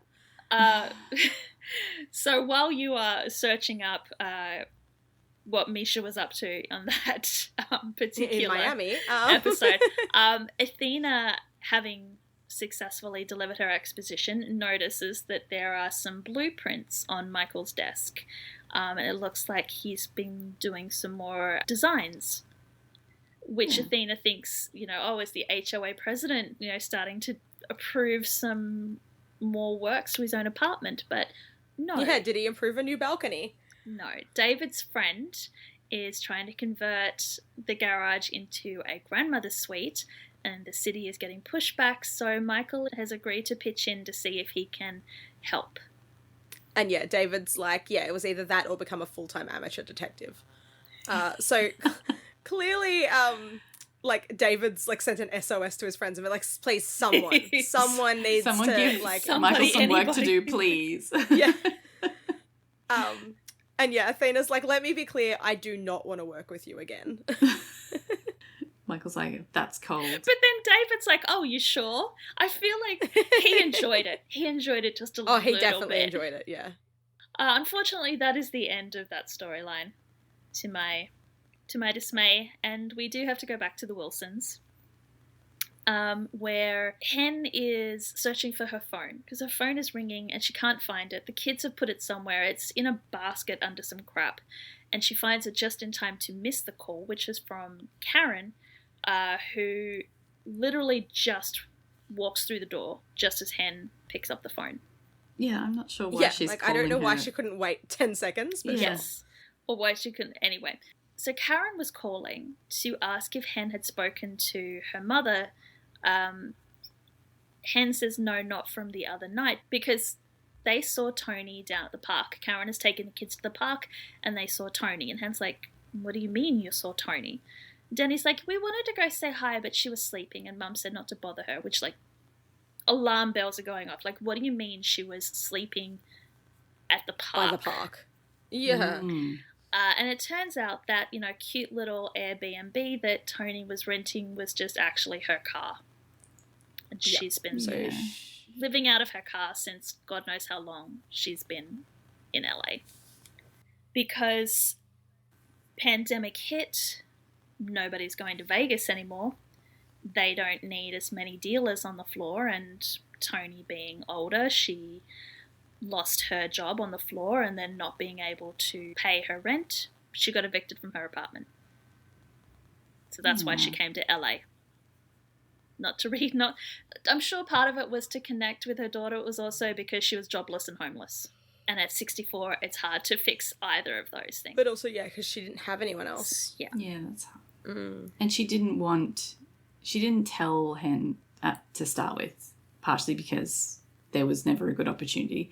But she says that she didn't want Hen to judge her. And Hen's like, excuse me, you didn't want me to judge you? And Tony's like, when have I ever judged you?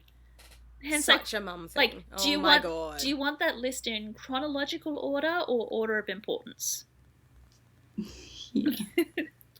But yeah, let's just go with the most recent, that I'm too old for med school. So when we get this beautiful heart-to-heart between the two of them, where Tony admits that she has kind of always been a little bit jealous of Hen, because Hen has been serious and focused, and if she wants something, she goes after it. And that's not Tony. Tony is very impractical, very flighty, live for today because tomorrow's not promised. But probably always wanted to be a little bit more like her daughter.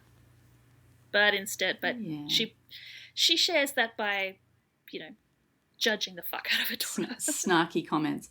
I think, you get to a point in your life where you realise that your parents are people as well. Like, you get to the realisation, and then but still, the smallest thing that you can say, it's hard to, when your parent says something to you, to not to take it personally.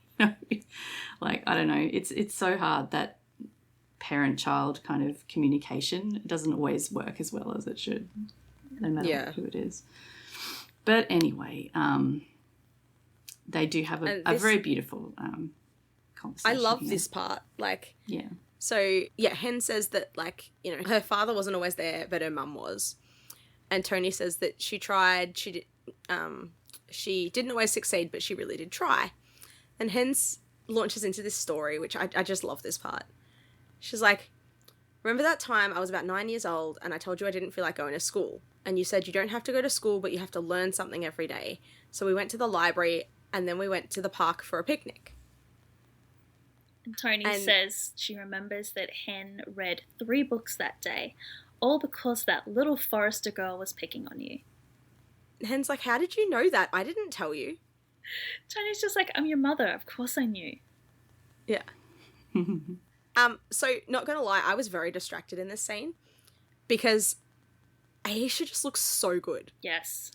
Like, she's having this heart-to-heart, and I'm just like heart eyes. And I'm like, oh my God, like, I think this is like the most we've seen her out of uniform, and she just looks so good. Like, her style is so good, and I'm just hard eyes the whole time.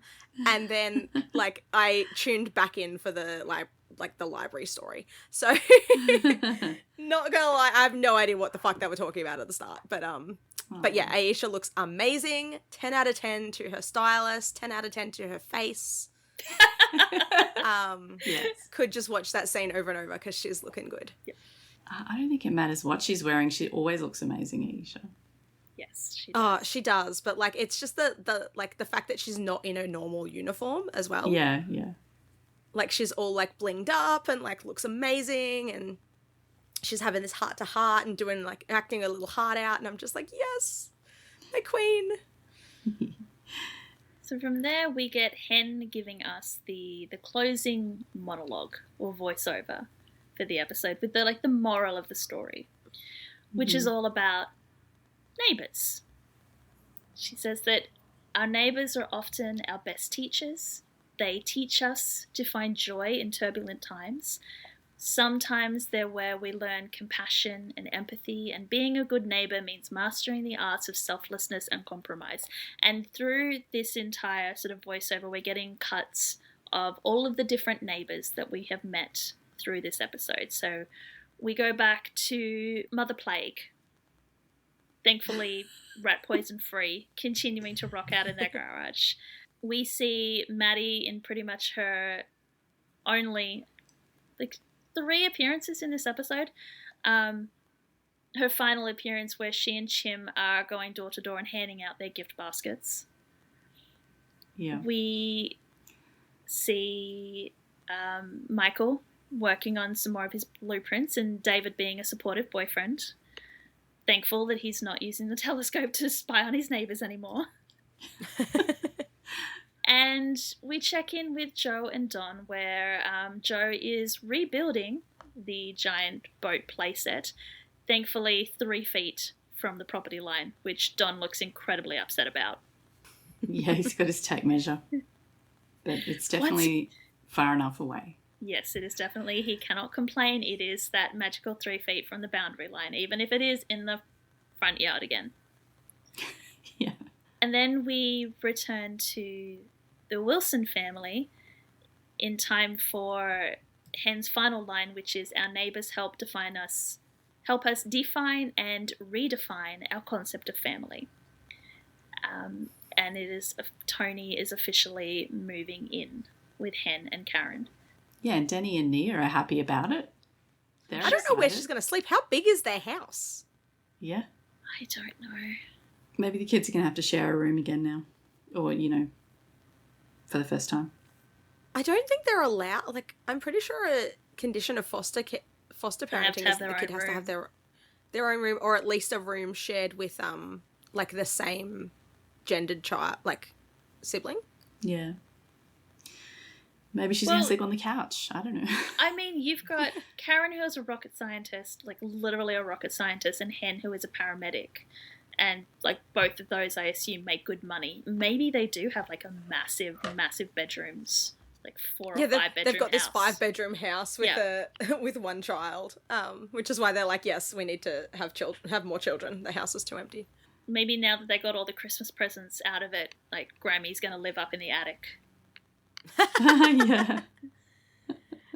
Anyway, when we get as we get the last line of the voiceover, we cut to a door opening and Buck's standing on the other side.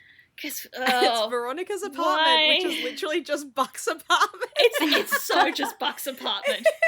Which I guess it's just Buck's loft with redressed, which, like, it makes sense because obviously they're in the same building, but it's just so funny because it's just the exact same thing. He's knocking on his own door. Pretty much. But yeah, Buck's like, did I walk into is this my house? But yeah, so Buck decides to, be an adult, grow up, as Maddie tells him to do, and says, look, I realise we haven't talked since our date, and I know it was kind of awkward. Veronica agrees that it was terrible. And Buck says, I think you're great, and we live in the same building, which could be totally weird, but it shouldn't. Veronica, we should note, has had an absolute 180 personality-wise. Oh, yeah, she's so happy. She's far more happy. Like, like, so bubbly and just like, yeah, no, like, it was terrible, but, like, it absolutely shouldn't be weird. And, yeah, so Buck hands her a chocolate cheesecake and says, welcome to the neighborhood. I'll also note at this point that while Veronica is standing at the door talking to Buck, we can hear that there is water running somewhere in the apartment. Oh, yeah, the shower's 100% running this whole time. And she's like, thank you for everything. I'm so happy right now, and I weirdly owe it all to you. It's not every day a bad date introduces you to a great guy. Cue the Foley artist who turns off the water running sound effect, adds in shower curtain squeaking open sound effect. And we get Buck going, sorry, oh, what now? And the bathroom door opens. And apparently the bathroom door is, like, right next to the front door. It is at Buck's apartment too. Yes, it's just a weird design choice. Which means that Buck has a very clear view of Albert walking out of Veronica's bathroom wrapped with a towel wrapped around his waist and a towel wrapped around his head. And not much else. I love the towel around his head. Like it's the proper, like, full-on, like, hair thing. Which great. would make sense if he had, like, like if you had long hair, that's exactly what you do. I don't know whether it's that useful if you've got, like, a buzz cut, but okay. I love it. I laughed so hard. And yeah, he's just like, hey, Veronica, I think you're out of conditioner. And then he and Buck just, like, stare at each other like deer caught in the headlight. Oh, poor Buck. Albert, there's like this split second where Albert looks around as if he's going to bolt and try and hide, and then realizes that it's far too late and there's nowhere that he could go. He just has to stand there and take it. And Buck looks like Albert has just killed his bunny rabbit. He's like, dude. It's so funny. The bro code. Albert's like, dude, what? You went on one date with her. So yeah, the 20 minutes of distracting turned into a lot more distraction. But hey, Veronica's very happy, so Buck should be thanking Albert. But that's the end of the episode. Like, okay, so I loved watching this episode, but now that we've talked about it again, it is absolutely batshit. Like, insane. Oh, it's batshit insane, but it's so, even on a second watch, it's so funny. Yeah. Like, you just can't think about it too much. Like, it's so dumb. I love, like, Bobby in this is amazing. Yes. Like, It's he's like digging around in the garbage. He's like, lost my phone. I will quite happily continue to watch this episode. I'm just going to switch my brain off from now on and just enjoy the hilarity of it. Like, fast forward through the hen storyline and just enjoy the hilarity. Yep. Just pause on Hen's face for a bit. Yeah. It was good. Like, because obviously, like, Buck's parents coming back was really real heavy stuff. Jinx was really funny. This episode's really funny. We need that humour leading up to the last few episodes of the season. Oh, no. Are you saying that there's angst coming? Like, at the end of the season? No, that doesn't happen in TV shows. What are you talking about? Like, I knew that there had to be something coming, but, okay. No, this show's sunshine and rainbows. Nothing bad ever happens. Nobody ever gets crushed by the fire truck. Well, what do we have to look forward to? Next. Is it too soon to talk about the next episode already? No, the next episode is called Breaking Point, where I guess we're going to see everybody reaching their breaking point, maybe? I don't know. The summary tells us that the 118 are called to the tarmac when a flight attendant reaches her limit with her flight's passengers. Athena discovers that quarantine has pushed a couple to their breaking point. Oh, yes, we are going to have another themed episode. Meanwhile, who'd have thought? Eddie worries that Christopher will not accept him dating. Buck. No, there's a comma there. Eddie worries that Christopher will not accept. Eddie worries that Christopher will not accept him dating Buck. I'm sure Christopher will be fine with that. It's fine. Oh. Let me try. Eddie worries that Christopher will not accept him dating, comma, new start of the sentence. Buck reconnects with an old flame and finds himself in the middle of Albert's new relationship. There should be another comma there. And Maddie and Chimney make a big decision about their baby. No, Buck finds himself in the middle of Albert's new relationship and Maddie and Chimney. What is happening in this show? I don't remember this episode at all. I remember literally zero memory of this episode. I remember the flight attendant. That's pretty much all I remember.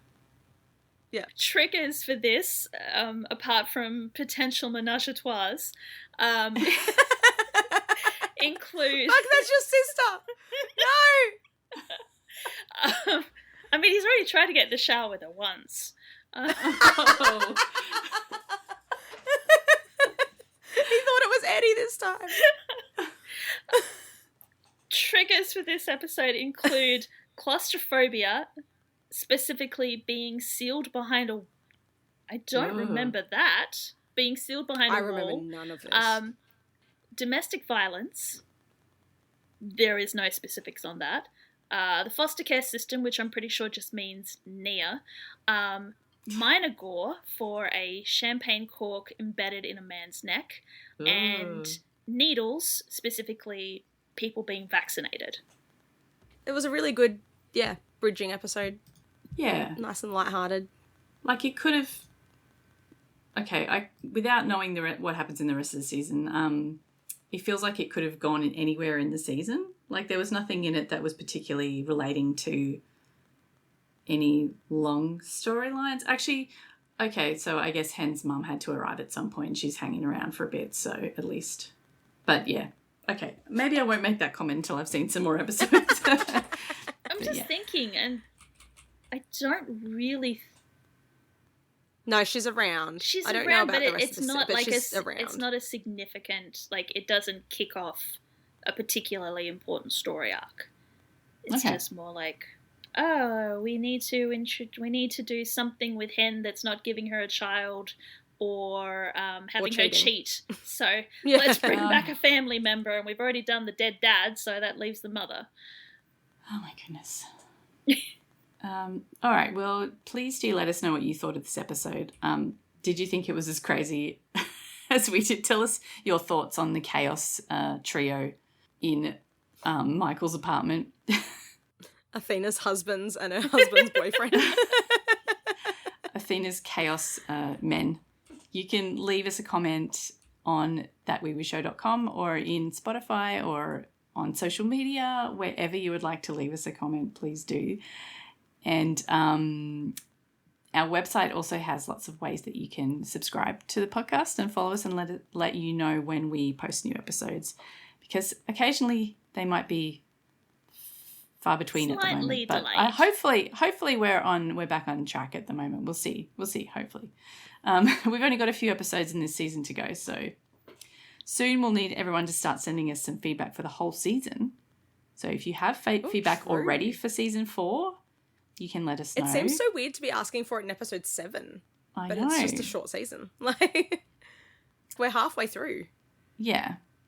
No need to send us that. That's crazy. Yet. But, if start collecting your thoughts. So thank you for listening this week, and we will talk to you next time about episode 8, which is called Breaking Point. See you then. Bye. Bye. 911 is a fictional show, but many of the situations portrayed happen in the real world too. If any of the topics we've discussed in this episode have affected you, please know you're not alone. You can call or text numbers in your country for help. Just Google crisis support in your location to find out the number. If you enjoy our podcast, you can help us out by leaving us a review on Spotify or your preferred listening app, and by sharing our social media posts. Find out more at thatweewooshow.com.